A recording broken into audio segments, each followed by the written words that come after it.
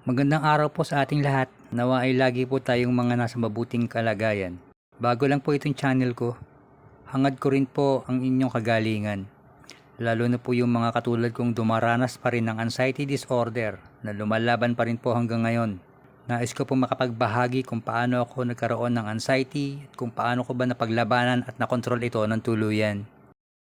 Nag-trigger po ang anxiety ko nung nagtatrabaho na ako. Dahil sa stress, pressure, palipas ng gutom at puyat. Dahil din po sa nature ng trabaho namin nun. Nagtrabaho po kasi ako dati sa isang TV station. Akala ko nung una anemic ako or low blood.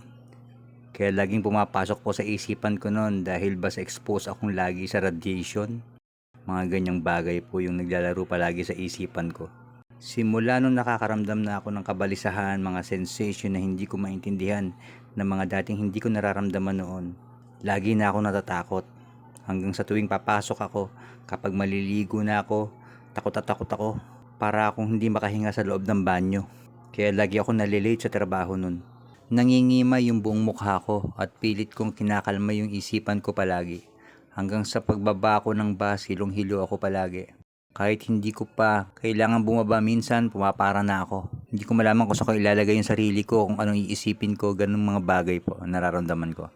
At sa MRT stations, lagi din ako nababa at nagkukulong ako sa mga CR ng MRT stations. Doon ko pilit kinakalma palagi yung sarili ko. At binabasa ko yung mukha ko at batok. Kasi feeling ko nun minsan parang hina-high blood din ako. Ganun yung mga pakiramdam. Doon ko napag-aralan na nakakakalma pala yung paghihilamos ng malamig na tubig sa mukha. Pagbabasa sa may batok ng tubig na malamig.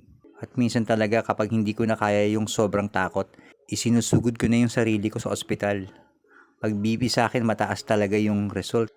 Pero napaka-powerful talaga ng prayers eh. Kapag inisip ko na Diyos na ang bahala sa akin, nababa talaga yung BP ko, nagno-normalize siya palagi.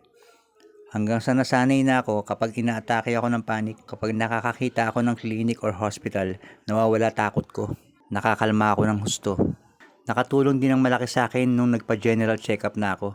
Kasi may health card naman ako nun, kaya nagagawa kong magpa-test lahat. Sa awa ng Diyos, okay naman lahat ng result except sa potassium ko, mababa daw. Kasi nga mula pagkabata, hindi ako nagkakain ng mga saging at patatas. Sinunod ko naman yung pag-inom ng mga vitamins, nag-normal agad yung potassium ko. Hanggang sa nagpa-psychiatrist na ako at doon ako niresetahan ng pampakalma at antidepressant ng doktor. Pero halos dala-dala ko lang palagi yung mga gamot ko nun. Hindi ko din naman iniinom kapag sinusumpong ako. Pinipilit ko palaging kayanin. Kasi ayoko masanay sa gamot na pampakalma. Kasi sinabihan din ako ng psychiatrist ko nun na wag akong mag-independent sa pampakalma. Huwag akong masanay. Mas maigi daw na ilagay ko lang sa isipan ko na kaya kong labanan hanggat makakaya ko.